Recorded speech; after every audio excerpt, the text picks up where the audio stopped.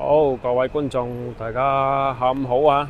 又要報時間先，3:57啊，26度啊，今日好熱啊！好啦，我喺邊呢？有冇邊位觀眾認得呢個地方？呢度呢係市義宮地鐵站出嚟啊！嗱，今日呢要帶大家行一行呢個南華東路啊！同埋咧，應之前嘅我哋嘅觀眾嘅要求咧，我哋會去行一行呢一個南華東路，以及係佢所提及嘅一個街區啊。佢提及咧就係叫做福仁東街啊。咁我睇咗下咧，都係附近嘅。咁亦都係一個比較有年代感嘅一個歷史街區啦，咁我哋今日咧就同大家去行一行。咁我而家所處呢個位置咧，係江南大道啊。呢個係叫江南大道北，亦即係咧廣州人好熟悉嘅婚紗一條街，專門咧係做婚紗做禮服做定製嘅。呢個時間可以講係啱啱好啊。點解咧？依家咧陽光又好好啦，跟住咧街上邊咧都比較熱鬧啊。江南大道北咧就出晒名㗎啦，應該喺全國都，因為咧呢度有聚焦咗最多嘅就係禮服以及係婚紗以及係各種定製嘅一啲婚慶所用嘅一啲用品啊。對於我而言咧，呢條街就係我上高中嘅時候咧，最熟悉嘅一個位置。點解咧？因為咧放咗學我咧就要喺對面馬路嗰個公交車站我記得就係喺前面呢個陽光18子隔離有個車站嘅。咁咧我就要坐呢一個公交車82路咁翻去黃沙。每日咧都要坐，所以咧坐咗咁多年啦，好熟噶啦。以前咧細個感覺啦，呢條街上邊咧真係點講就覺得佢哇好賺錢喎，好靚因為日日咧都好多人喺度來來往往，絡繹不絕嘅。咁覺得哇，肯定係好多大生意做肯定係好揾錢啦咁。大個咗咧就明白啦，其實咧呢啲婚紗店咧其實都壓力好大嘅。咁首先咧，大家咧都喺呢邊做同樣嘅生意所以咧同質化好厲害。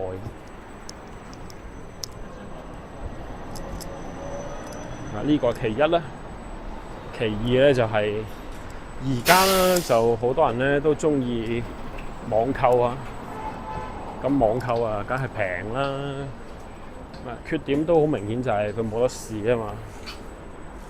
咁但係咧你冇得講嘅就係咧，自從有咗網購之後咧，對於實體店無論係咩行業都好咧，衝擊都好大嘅。咁尤其是係呢種其實咧佢只係即係講句難聽啲，就係話我一世人咧可能都係用得過一次嘅啫，頂多1、2次嘅啫咁，冇其他意思咁有可能有啲地方咧習俗我知道嘅就係要喺娘家又擺一次係嘛，喺老公呢度又要擺一次咁，可能咧就要着2、3次咁咯。咁所以咧其實呢樣嘢屬於係叫做使用頻率唔係太高嘅一啲服裝咧。咁其實咧佢本身咧就要做得個利潤高啲，咁但係咧佢又好矛盾，又有同質化，又有大競爭，係嘛？又有網上嘅一啲衝擊，所以咧其實呢個生意咧應該係唔比我想象中諗得嘅咁好做嘅。因為講遠遠冇我想象中咁容易賺到錢啦。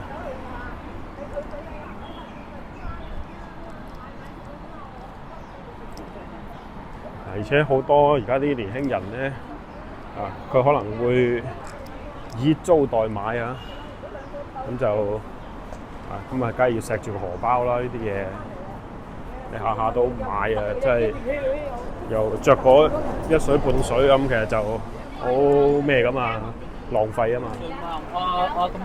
咁甚至乎而家咧，國內都已經好興噶啦，就係話大家都唔搞咁盛大嘅婚禮噶啦，係咁以請啲親戚朋友食餐飯咁就算啦。咁就冇咗嗰啲繁瑣嘅一啲禮節啊，唔使着呢啲婚紗啦，咁求其就得噶啦。然之後咧就去旅行結婚慳翻啲錢。咁所以呢種情況下咧，好多噶，我哋身邊都好多朋友係咁樣。咁所以咧就基本上呢啲生意咧就做唔到啦。所以咧就其實咁講啦確實係冇我想象中咧咁賺得到錢嘅。不過咧就係我哋讀書嗰個年代咧，網絡未有咁發達一講起話要添置呢一啲用品咧，大家都只能夠諗到喺呢度婚紗街。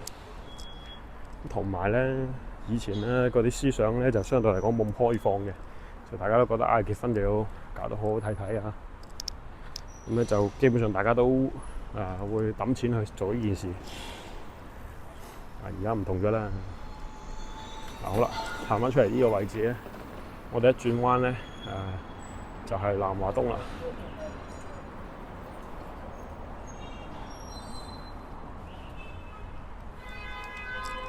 啱先我哋見到個位置咧就係一個轉盤啦，轉盤咧直行就係上海珠橋噶啦。轉左好似我而家咁咧，行緊嘅呢個就係南華東呢邊。我哋睇下呢度有咩變化見到咧呢啲外牆咧應該係搭晒棚架嘅，咁應該係要做一啲翻新工作㗎。咁唔出奇嘅，因為咧呢邊啲屋確實係有啲舊咁所以咧適時係要做啲翻新。呢邊係南華東路，呢度有間咖啡店好靚喎，有漏社，一啲都唔漏社，好靚比較有格調嘅。我哋見到啦，路邊呢度好多石磚，啲石磚咧一睇知啦，我做咩咧？我哋行緊嘅地下呢條路咧，應該咧就要掘起晒佢，重新嚟翻新過啦。但係咧，我又唔覺得我而家行緊呢條路有乜問題呢度咧行過去叫福人社區2號門啦，我哋等陣間先行去啦。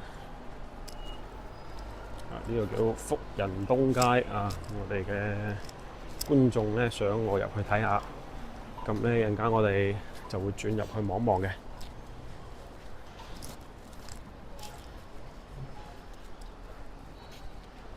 南華東應該咧就都幾長下㗎我哋行嘅呢一段咧屬於尾段啦。果然揼我仲見到一張公告睇下先。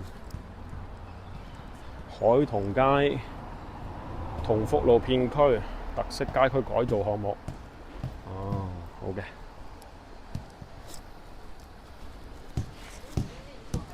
都咁靚仔啦，仲要改造會唔會有啲浪費咧？呢度上去係解放橋呢度有個橋口位。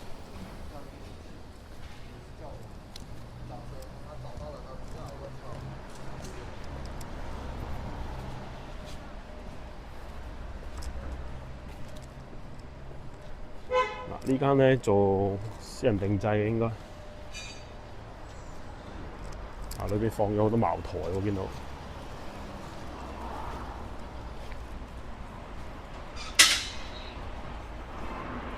呢邊咧係福仁大街，好啊！我哋陣間行一行呢度啊。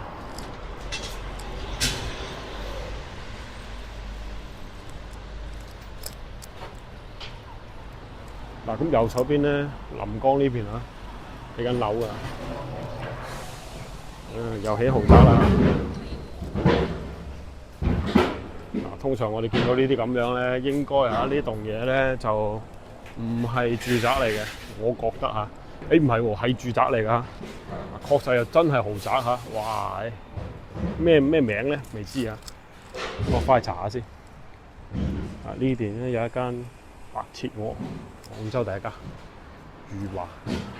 有冇觀眾食過？我未食過啊，但係睇身應該咧係有啲架勢嘅，唔錯嘅。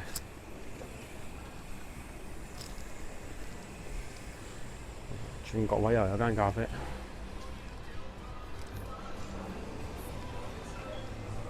呢間咧佢係咖啡店加髮廊啊，我哋叫理髮廳，男士理髮廳啊。咁而家咧國內都幾興嘅，咁就係梳個油頭啊。咁啊，所以咧男士理髮其實都幾貴下㗎，專門做男士理髮嘅話。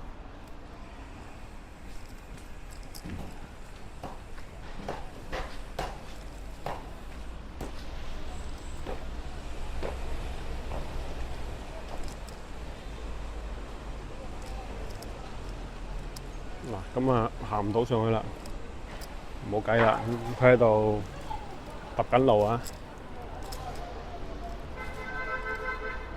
嗱，我哋前面呢個位置咧，再往前行就係南華中啊，往左就係同福東啦，往右咧係濱江西，所以咧我哋而家咧就要轉入去呢一個福仁社區度望望啦。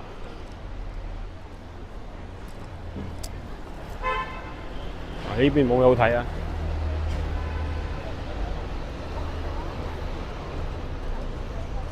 對面咧就係我哋講緊嗰台消防車後邊啊，餘情未了啊，食清湯羊嘅，亦都係算係廣州嘅老字號啊！據說係開山鼻祖添。OK，咁我哋行入去呢個福仁社區度望望啊！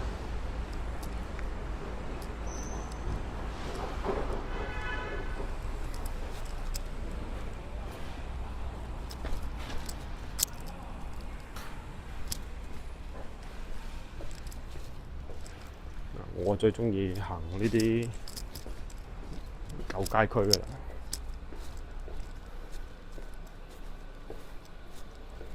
地下啲麻石啊，睇得出嚟咧，都已經係有年代㗎啦。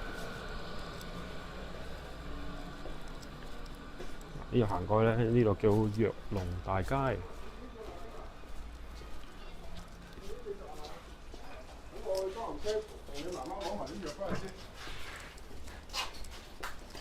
大夫刚才就在旁边，我用这个。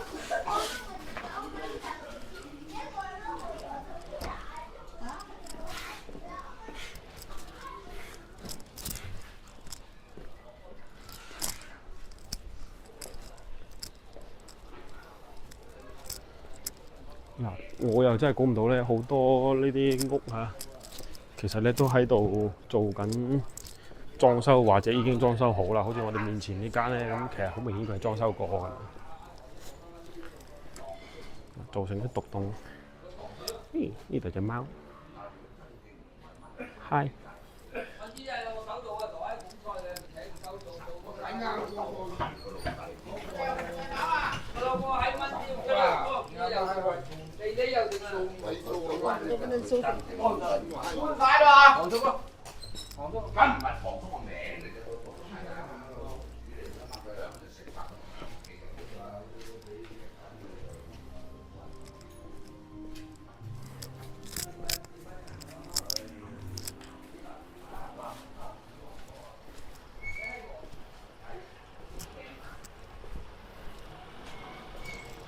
嗱，呢啲就係啱裝修好啊，變成一個小獨棟啦。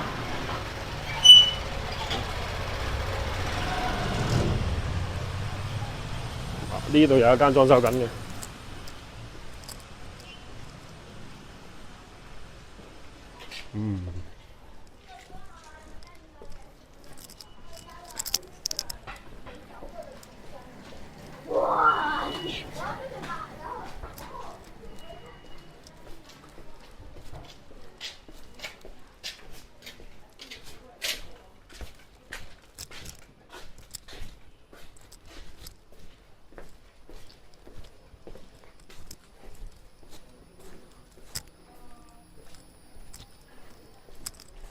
之前咧，我喺往期節目都有講過嘅，就係話咧，其實廣州而家都好興嘅，就係咧，而家啲人唔中意住高層大廈噶啦嚇。高層大廈咧，其實就得個景靚嘅啫，其實咧就好多唔方便嘅。好多人咧，特別係一家大細住埋一齊啊，一屋咧可能有5、6口人嘅嚇，咁就可能會更加多地中意咧。呢一種咁樣獨棟嘅，呢度有間，哇，好古舊啊！藥龍上街，哇！但係我見到佢裏邊咧啲窗花好靚喎，唔知大家睇唔睇到？哇！犀利啊！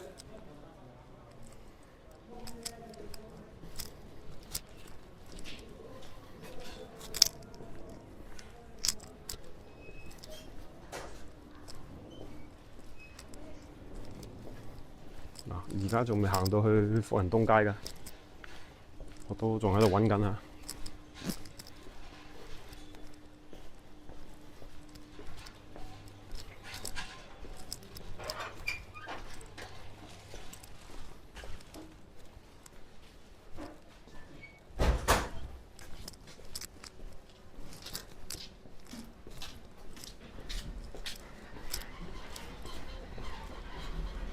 海童便利店，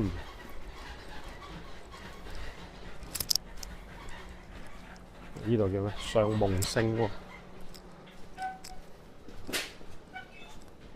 梅蘆上梅星、上夢星20幾號呢度叫。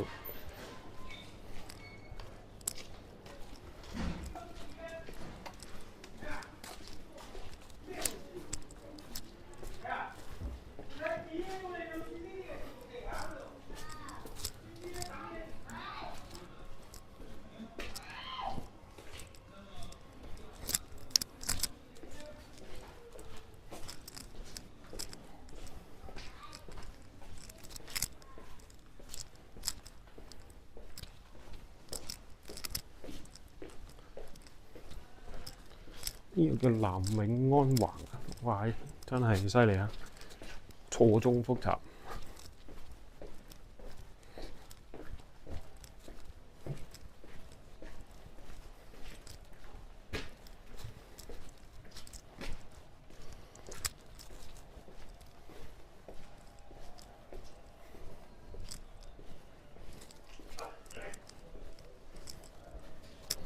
轉咗過嚟又唔一樣，叫大顯堂啊！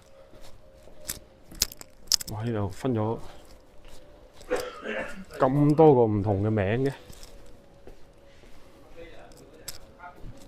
呢個叫福仁里。福仁里呢度就近榜啦。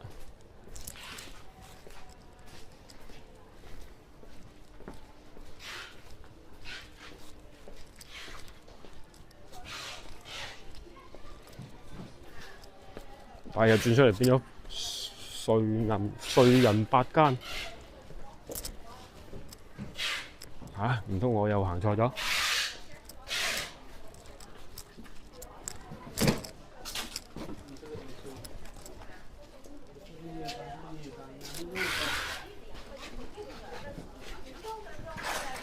呢度喺度包裝緊呢啲係啲手捧花嚇。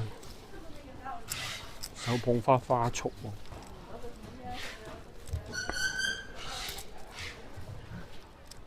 呢個叫蒙聖社區。福仁外街嚇，似樣啦。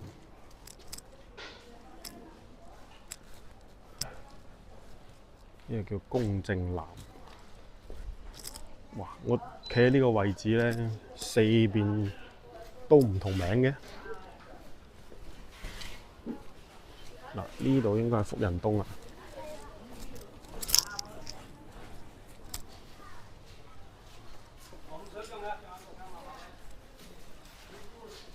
福仁外街，呢個叫福仁外街。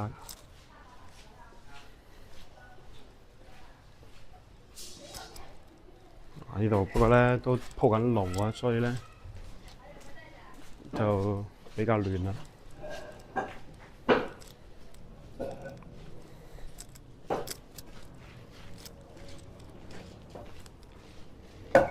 呢度係福仁東街啦。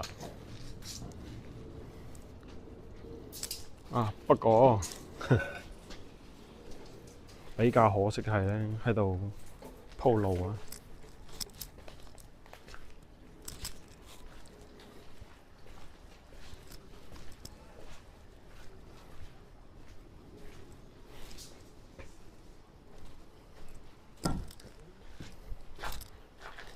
其實原先啲麻石路咪好地地咯，點解又要鋪呢？就係福仁東街11號。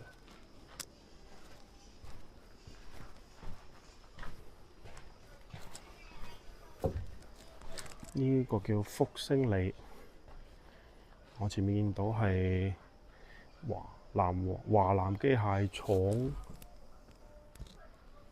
汽龍公司嘅宿舍。呢個福星里啊，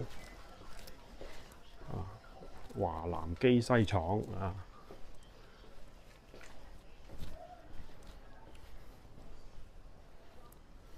呢個門頭都好有歷史感。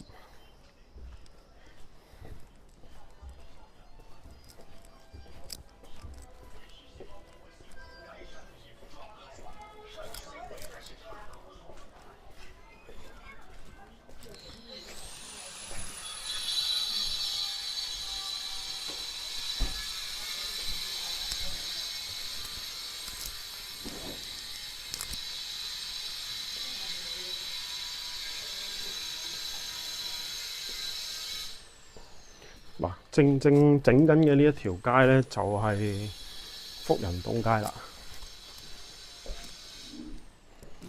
而且咧，佢哋唔單止淨係整路喎，外牆都整緊㗎。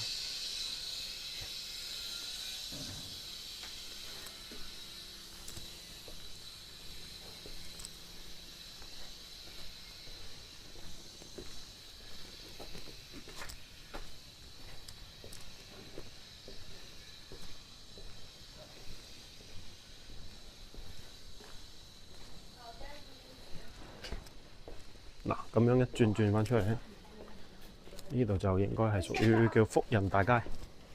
就像以前5塊錢那麼多而已。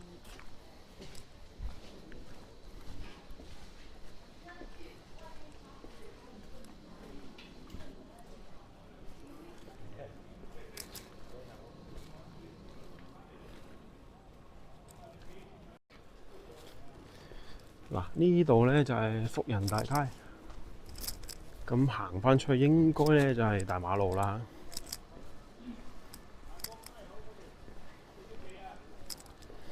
我見呢邊咧啲屋咧基本上都喺度做緊整改啊。咁會唔會係後邊咧相關部門啊對佢哋有一個計劃咧嚇？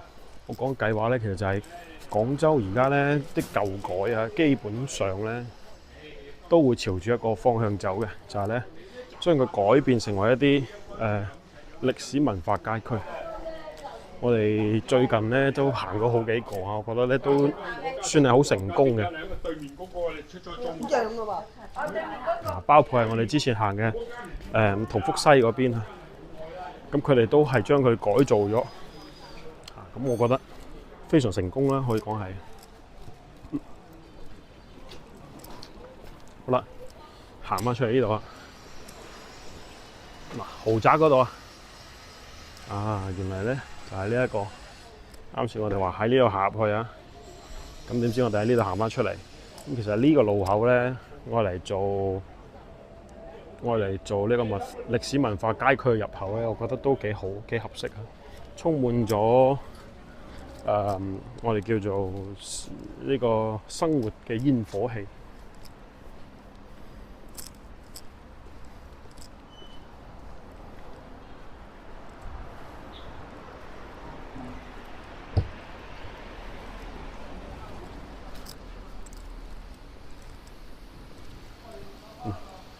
咁呢個位置咧，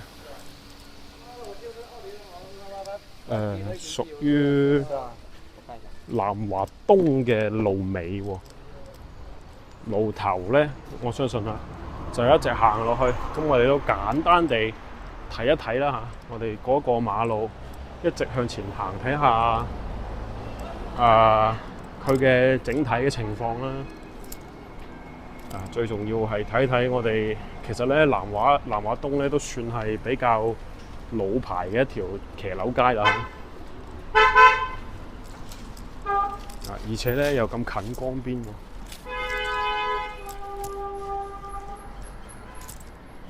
咁所以咧，我覺得咧，其實我哋其實應該要重視起身同埋要發展起身。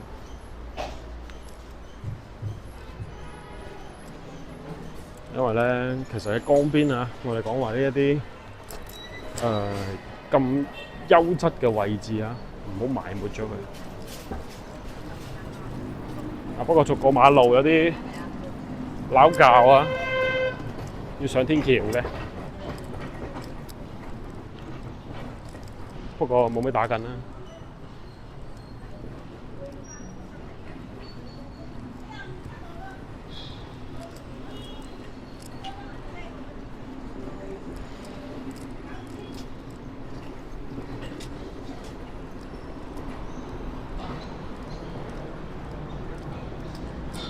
不過咧就要吐槽一點就係話咧，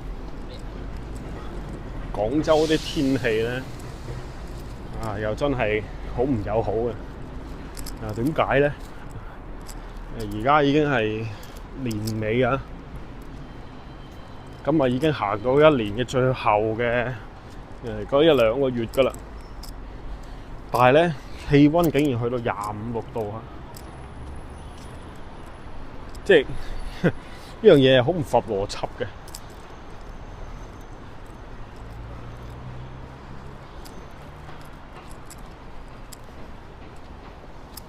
嗱，我哋睇下呢個位置，好靚嘅一個景觀。嗱，廣州啲景咧真係靚海珠橋。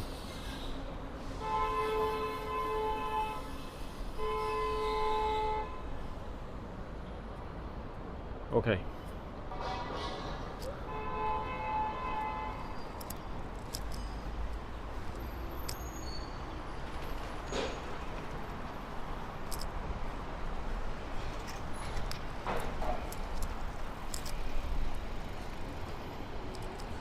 我都係希望廣州咧唔好咁熱因為每次咧一去到呢個11月、12月咧，你就好痛苦點解咧？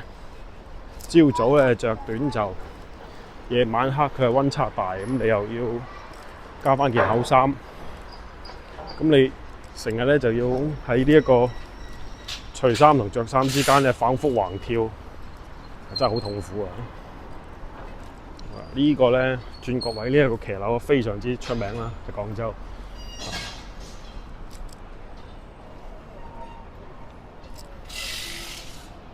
呢邊係南華東路，我哋簡單咁行行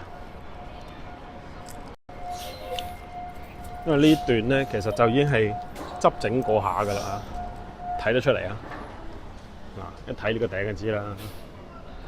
同啱先嗰度比差好遠啦。漢記非常之出名嘅一間麵店。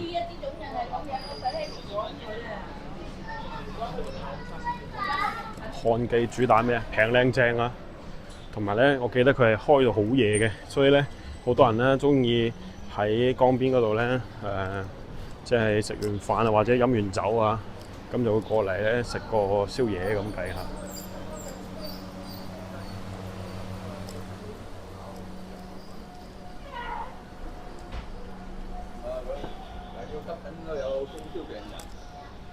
不過咧呢邊做騎樓街咁計咧，其實佢就不如同福西精彩啦。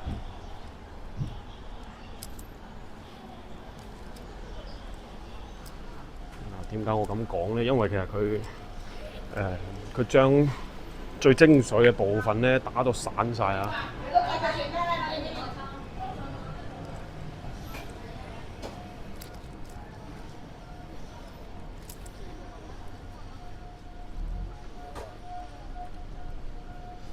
咁啊，俾人感覺咧就，好塞車啊！呢度有整改計劃啊，係要嘅。咁我哋見到好多啲雜亂嘅啲線咧，係要執整下㗎。咁樣咧外露住，其實係好影響成個觀感㗎。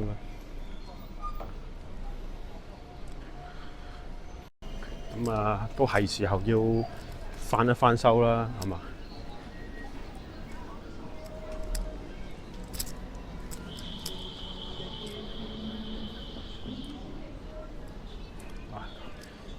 路牌指示咧，一路向前行咧，芳草圍啊！我哋欣賞一下對面嘅呢一排騎樓。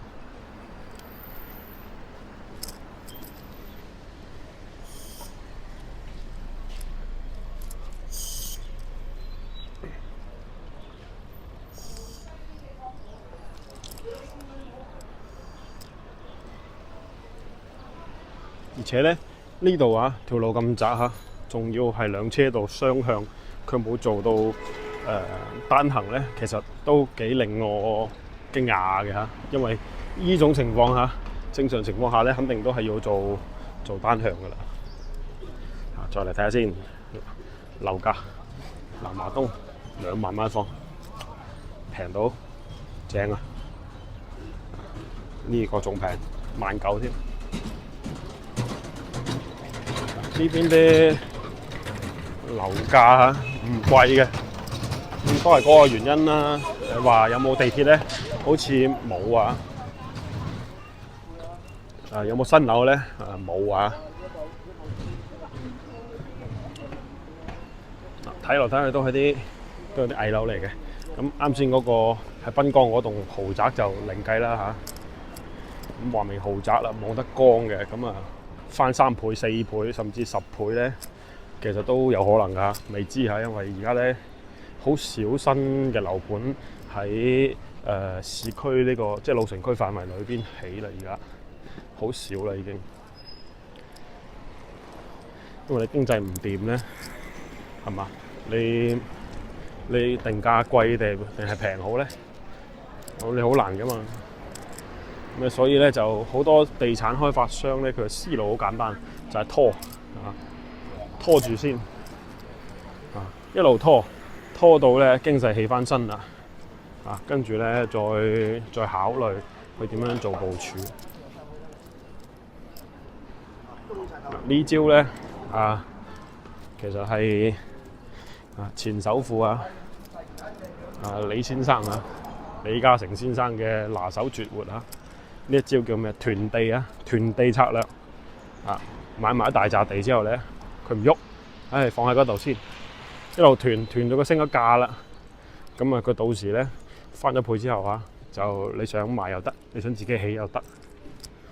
呢個策略咧，確實係李生嘅致富你唔可以講叫秘密啦佢嘅拿手絕活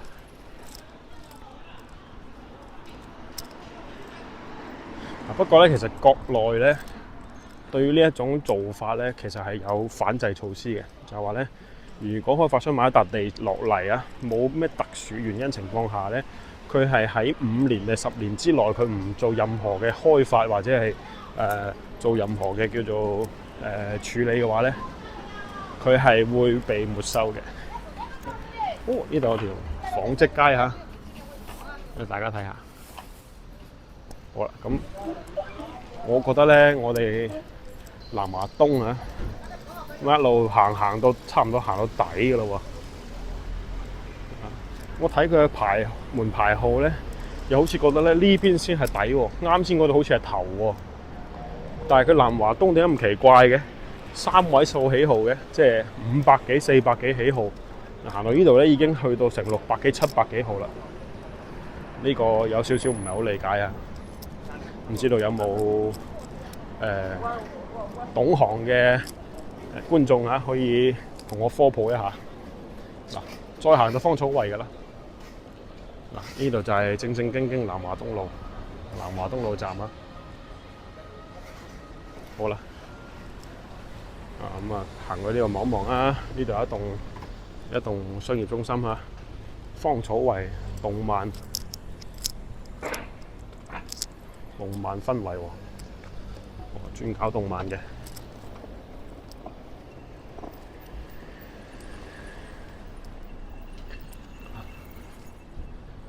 呢邊行過去應該就係芳草圍嚇。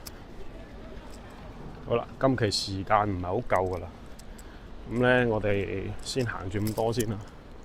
嗱，咁如果大家想我去邊度幫手睇，記得留言話俾我知，我係一定會安排嘅。咁建議有興趣想睇睇廣州你指定街區或者指定區域現狀嘅觀眾咧，都可以喺留言話俾我知。同埋咧一定要記得下，大家一定要點一個訂閱啦。而家我最需要嘅就係大家對我嘅支持，一定要點擊一個訂閱。然之後可以嘅話咧，亦都將我視頻咧點個 like 之後咧，轉發俾你身邊嘅一啲親朋戚友、親朋好友一齊分享。OK，咁我哋暫時今日啦呢一期咧，南華東路同埋福臨東嘅呢個叫做社區咧，先睇咁多先。下期咧，我哋仲會有更精彩嘅內容啦，大家咧千祈唔好錯過。記得要訂閱啦。OK，咁我哋暫時去到呢度，下期我哋再見啦，拜拜。